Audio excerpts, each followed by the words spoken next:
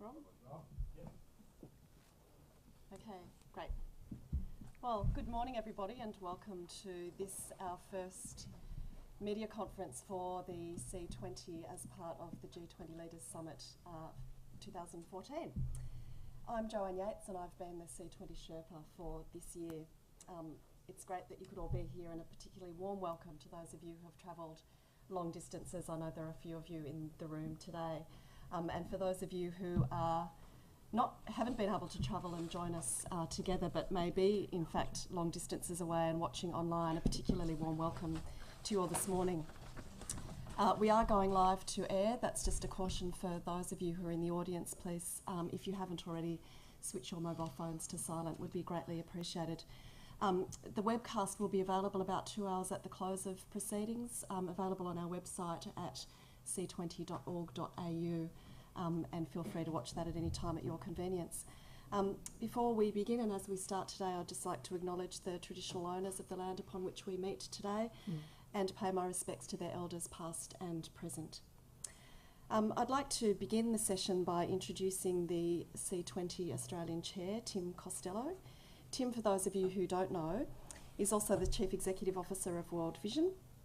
He's one of Australia's most respected voices on social justice, leadership and ethics, having engaged in public debates on gambling, urban poverty, homelessness, reconciliation and substance abuse.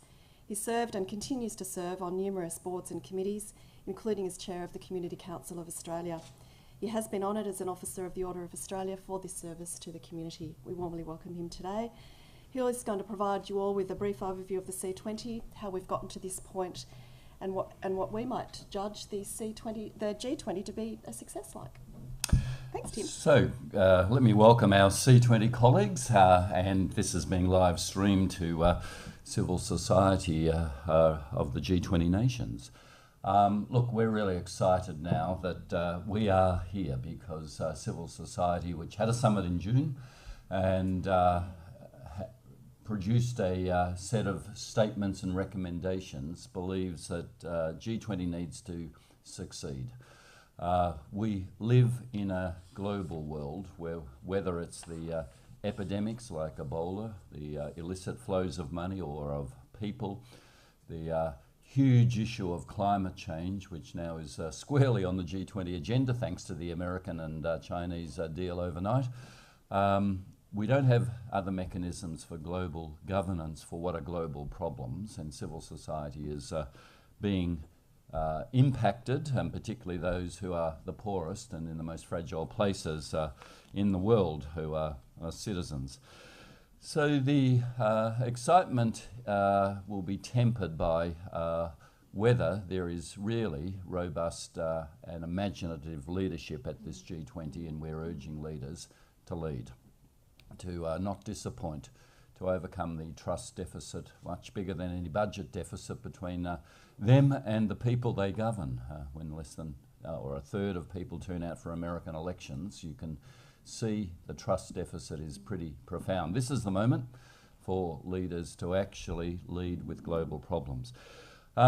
Very simply, the recommendations that we have for the G20 are organised around the notion of fairness.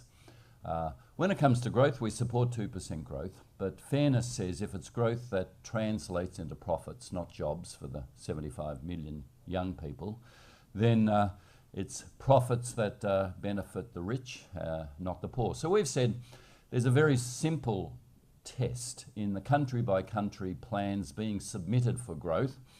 What are the distributional impacts? Are those plans guaranteeing universal health and universal education? Are they going to see 2% above trend growth for the poorest 20% of households in every G20 country?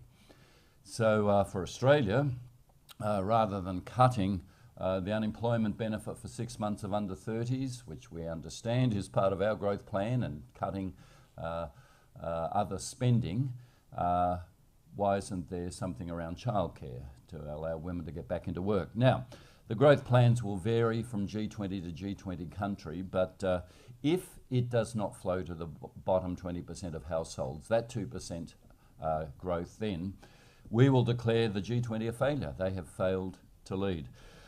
Fairness will certainly include tax havens and the base erosion and corruption. We don't understand as a civil society why tax havens even exist.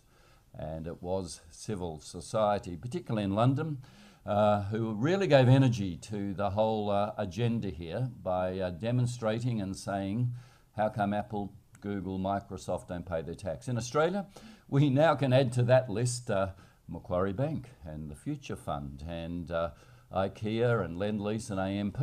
So ordinary tax paying Australians are saying we pay our tax. What's the G20 going to do about fairness? Look, climate change, you've seen the news overnight. We know the Australian presidency has not wanted this to be discussed. It really now raises questions about what a president can actually do, because you cannot deal with climate change by not discussing it when the fairness issue is profound. Fairness to the next generation and fairness to those already being impacted, who are on the worst land in the most vulnerable places, who are the poorest, whose lives are being profoundly impacted by climate change now. When we sum up what we want, we'll be looking for a word, and that word is inclusive before the word growth.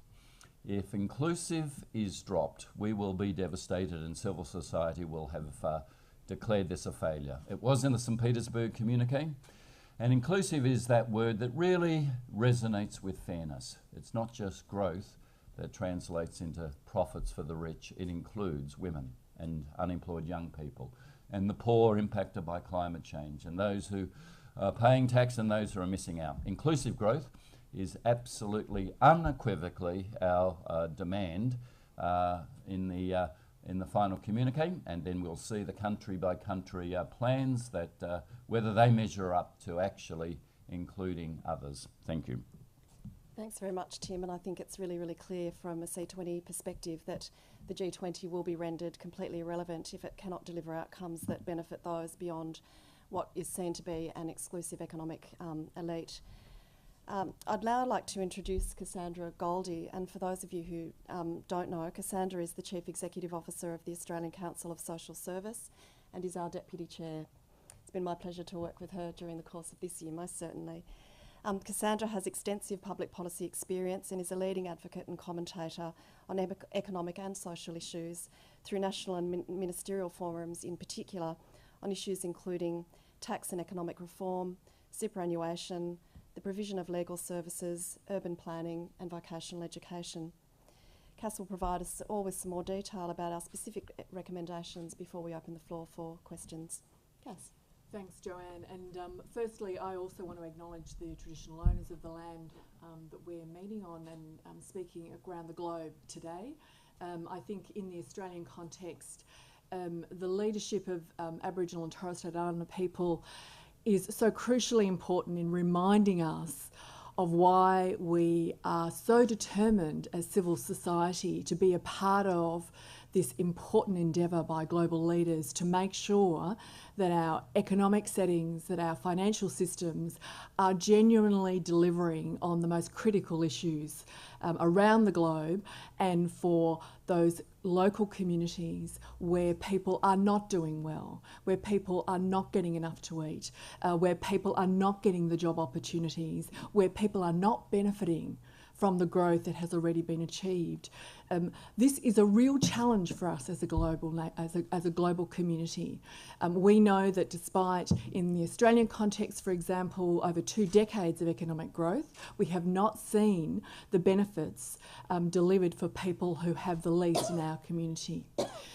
It's very important, I think, to acknowledge that the C20 is a relatively new but very important development in giving, we believe, important credibility to the G20 process and making sure that we have a shared endeavour on the big challenges that nations face and the global community. We have focused very specifically as well on what we believe are the priority issues that the G20 leaders have a responsibility to grapple with. The solutions are not easy, but we believe with absolute confidence that if we have a strong relationship between civil society, between the business community, with labour organisations and the political leaders, we really can deliver on better living standards around the globe, and that is why we're here today. As Tim has said, it will be an absolute failure if the G20 leaders do not recommit to inclusive growth. This is not just a word. What it means is that at the national level, countries must ensure that on the one hand, there are adequate social protections in place to make sure that people who have the least do at least have a minimum adequate standard of living. And importantly, we absolutely agree that jobs growth is our biggest challenge here. But we want to make sure that growth delivers on jobs that are real jobs, that are decent jobs, and that countries have very specific strategies to make sure that the people who are missing out, those who are disadvantaged in labour markets, are the ones that get the most attention. We are absolutely backing the gender equality target of ensuring that by 2025 we have an increase of by 25% of women in the labour market. There are around the globe so many households that are women-led, where children are absolutely dependent on the economic independence of the women, of the carers in those communities. This is a very important agenda socially, and obviously, it's also a very important agenda economically. We also are deeply concerned about the 600 million young people around the globe who are not getting their first break, that first chance to be economically independent and to get a job. The Australia has this challenge. We know right now we have a rise in youth unemployment, and the last thing we need to see is a government go ahead and cut income support for young people 6 months at a time as a growth strategy to deliver on employment outcomes for young people. We want to see the Australian government come to the table and commit to proper investment in education, in training, in opening up those job opportunities and working with business, because we believe business leaders are a crucial part of this, and that's why we've been delighted to work so closely with business leaders on a positive agenda around lifting up the employment opportunities for young people here in Australia and obviously, importantly, right around the globe. For us, climate change has to be spoken about. It has to be a crucial part of the discussion about economic development, about social opportunity, and importantly about the sustainability of the globe for generations now and into the future. We are very concerned if we have an Australian presidency that is not prepared to talk about climate change and not prepared to come to the table with strong commitments around clear, effective action on climate change and on renewable energy targets. It's very important that we demonstrate that we follow the exciting development of the US and China and build the mobilisation determined to take effective action. We welcome the Australian government's leadership on addressing the international taxation environment. As Tim has said, it is a problem everywhere. It's a problem everywhere, including in Australia. So the base erosion and profit shifting agenda is absolutely the right way to go, and we are urging business leaders to support this, to not say we are committed to it, but then in reality we have to implement these universal standards so that we have open, transparent recognition of where corporations are making their money and where they are paying their tax. If we have transparency, we assure you civil society will do our job. We will advocate and put pressure on businesses around the globe to say you have to act with fairness and ensure that you are paying your fair share of tax. But we need to see the numbers. We agree with the Australian government that infrastructure investment is vital to good economic growth. But we must make sure that we learn the lessons from the past, that we cannot have infrastructure development which is essentially developed behind closed doors, where there are high levels of corruption, where there is devastation of local communities, and we have seriously negative environmental impacts. The way to deliver on a positive agenda with infrastructure development is to ensure that civil society is at the table in the international debates, in the country level decisions, in the local community negotiations, to make sure that from the very beginning there is open, transparent decision making about priorities for infrastructure investment, about what are the key economic, social and environmental benefits that will come at the national and the local community level, and once again to make sure that we can all do our bit in ensuring that there is not corruption out of this very important investment. We want to see great jobs come out of the important investment, these determined efforts globally to get good infrastructure going around the country through the technical challenges that we face, to get efficiency, to ensure that it is developed well and fast in the right way. I finally want to talk a little bit about the anti-corruption agenda more generally. We know that if you do the numbers on it, the money lost is the third largest industry in the globe. We have a major challenge. Every country has this challenge. We welcome the 2-year anti-corruption plan. Again, we urge that we not only give lip service to this agenda, but make sure that there is high levels of scrutiny, and at the country level that we invest in the agencies of government that can ensure that we flush out corruption where it exists, we burn a light on where it is happening, and make sure that there is accountability for this ongoing global challenge that we face. I want to conclude by saying I think it is extremely important that the Australian government provides critical leadership at this time. We know that we come to the table as one of the wealthiest countries in the world.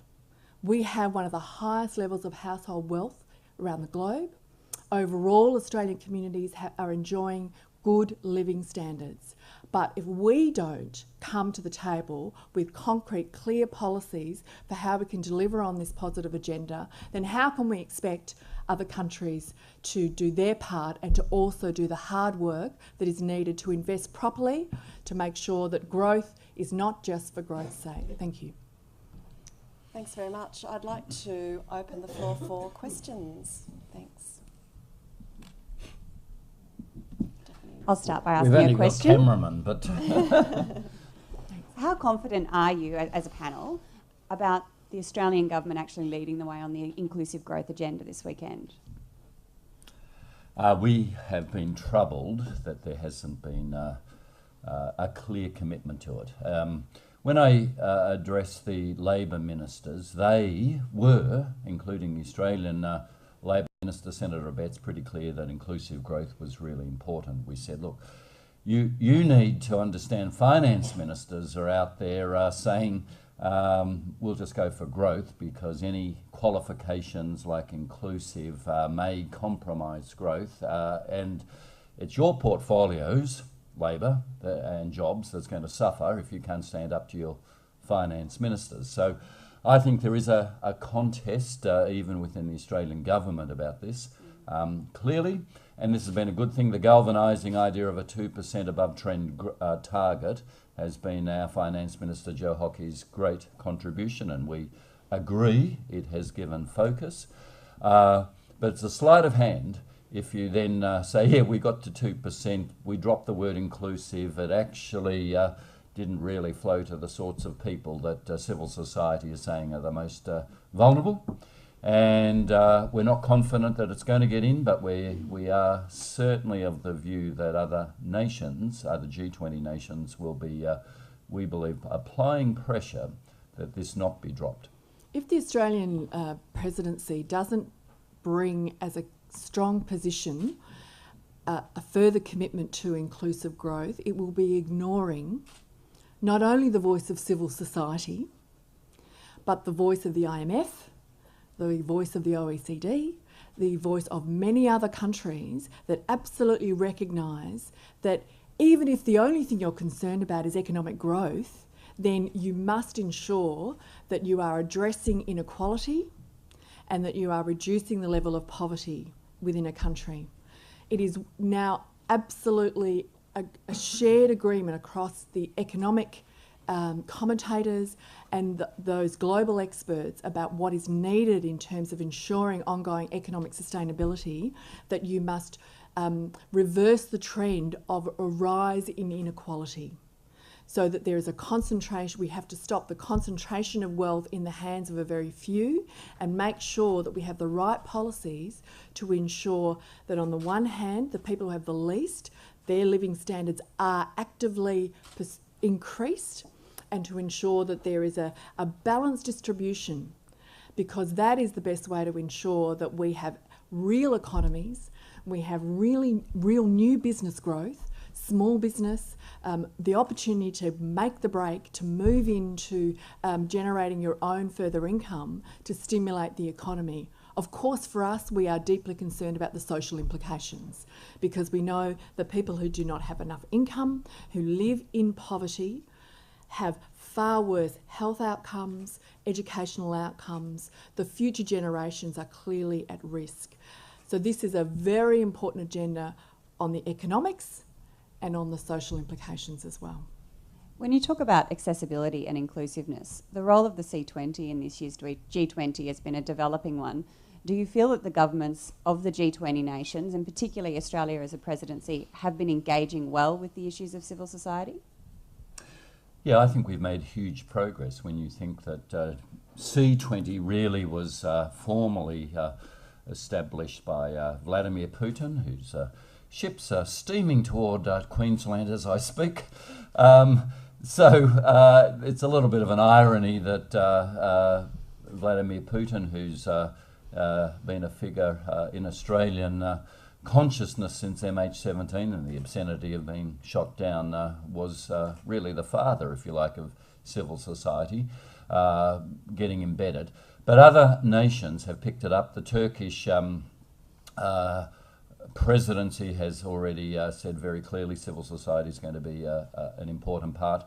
And I think the Australian presidency has been pretty good in giving us some access. Look, the bookends are business and labour. They're the ones that you actually try and cut a deal with when you're a government looking at growth, and civil society seems to be messy and too broad and too many issues. But we've addressed the Labor ministers, we've addressed all the finance ministers and governors of central bank, we've presented our communique to our Prime Minister, and I think we've now embedded civil society as really a fundamental engagement group in the G20. I think it's also important to recognise that it is absolutely in the interests of the G20 leaders to give civil society a place in this process. There is no question that communities within countries have a deep concern about the capability of their political leaders to grapple with the challenges that we face. There is a real challenge for leaders to have credibility and to have the level of trust that is needed in order for us to work together on some of these big challenges, including addressing poverty and inequality and climate change. So it is in the G20 leaders' interests for civil society to be embedded within this discussion, because outside of this room, outside of Brisbane, outside of Australia, civil society is watching and waiting to see.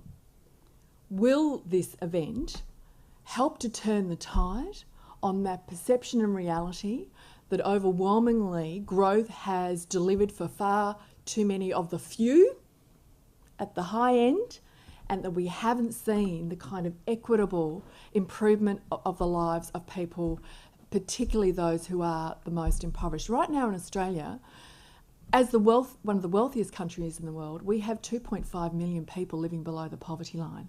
2.5 million people today are waiting to see, will the next few days be a turning point in ensuring that their lives, their opportunities are improved, or whether the big message out of the G20 leaders meeting is we're going to focus on the things that interest us, and there will be no obvious connection between the discussions around trade, around taxation reform, that will clearly come back to make sure that the 2.5 million people in Australia are, as you should be, the most important people in the minds of the leaders as they come together in the next couple of days.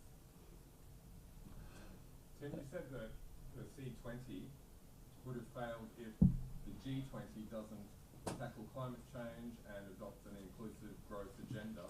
So what would you like to see at the end of this meeting, the G20 say in their communique? What would be your measure of success or failure?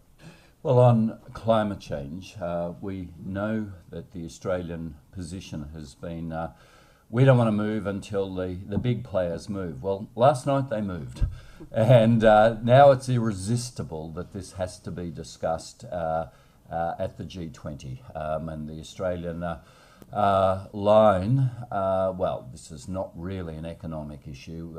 We've got to keep focus. We've got to land something. We can't let the agenda be too broad.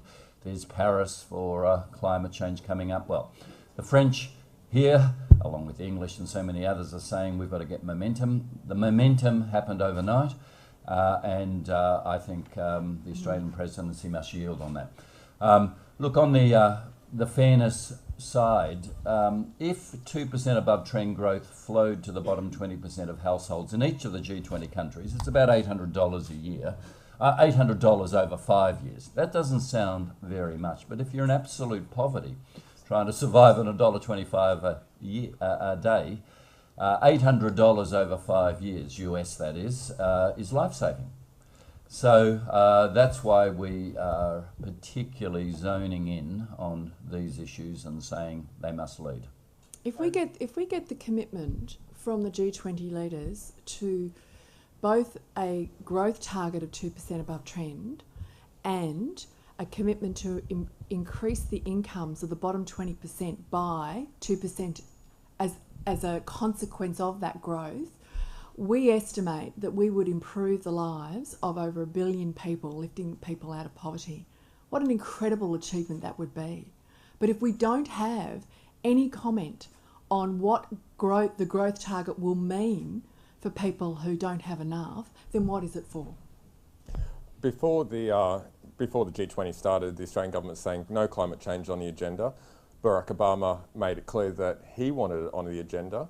Do you think there was is there any coincidence that this deal has been struck so close, coming alongside the various scientific reports that have come so close to this G20 meeting? Has the Australian government been outmanoeuvred? I don't know the answer to that, but what I certainly know is that most G20 countries agree, because it's a large gathering, the consensus is we have to make the presidency, whoever it is, successful. We can't openly contradict. We mustn't shirt front them. We need to gently make it look a consensual success. Now, very clearly, many of the G20 nations have not been happy that it has been a small box agenda only on energy efficiency, not on climate change. As to the timing, I don't think it's particularly been worked out just to hit now, because it's been over 9 months of discussion. But in terms of the Australian presidency, it is a sort of psychological shirt front. It now says we have to discuss this. This is unambiguously on the agenda, and it'll be interesting to see how the Australian government and the presidency, their presidency, now responds.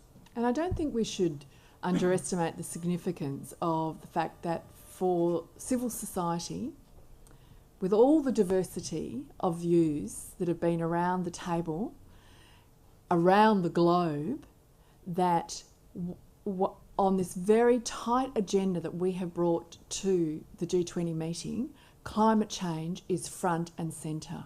There is a reason for that.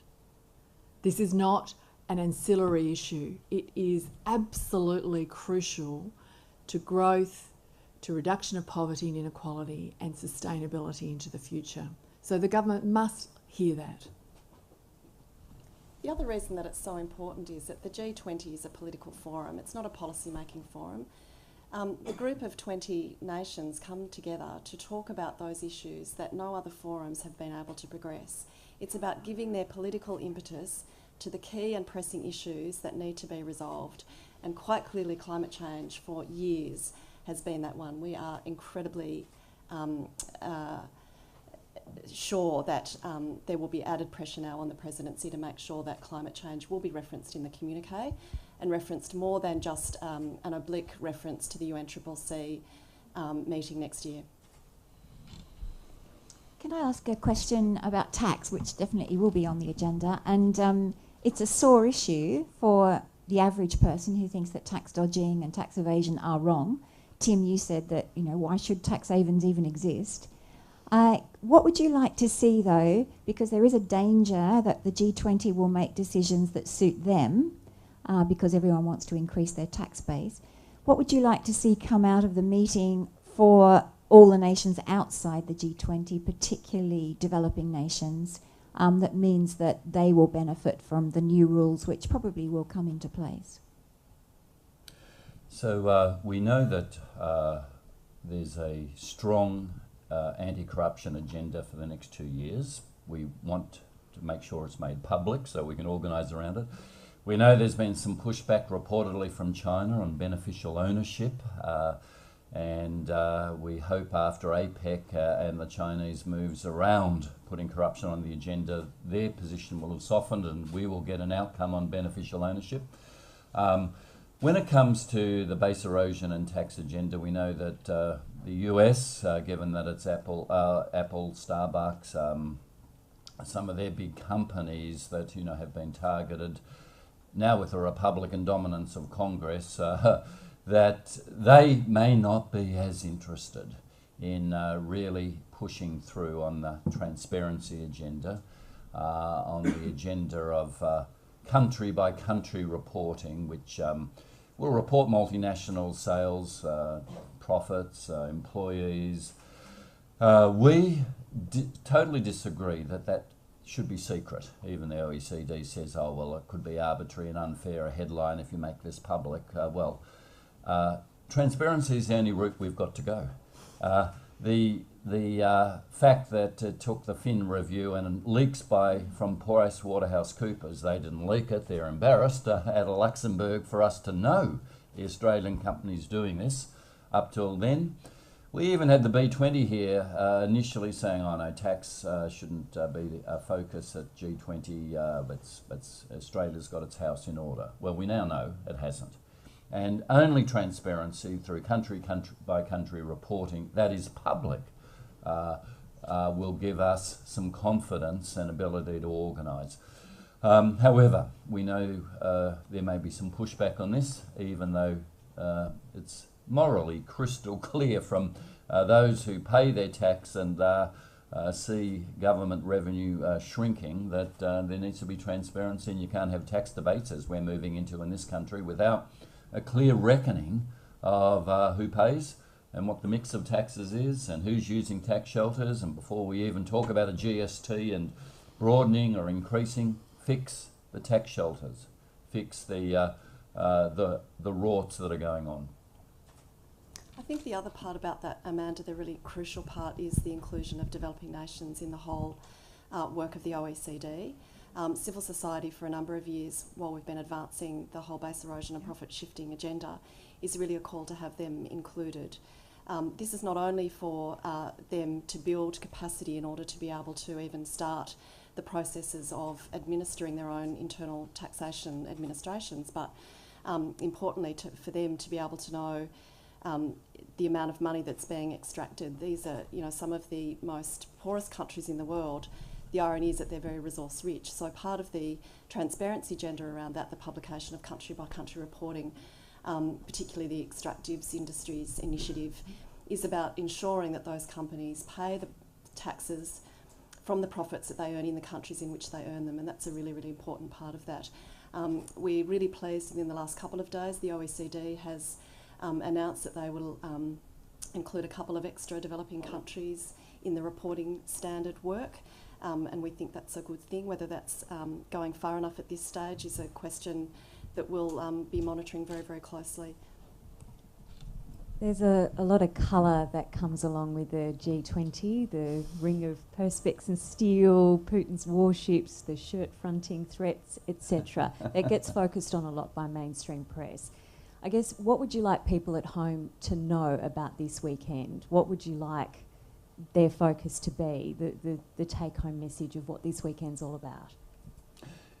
So civil society sees our role as, in part, interpreting for people what this very complex financial and economic architecture is about. It's interpreting it in a way to say the decisions made here can impact your lives for good, or they can entrench stagnation and going backwards.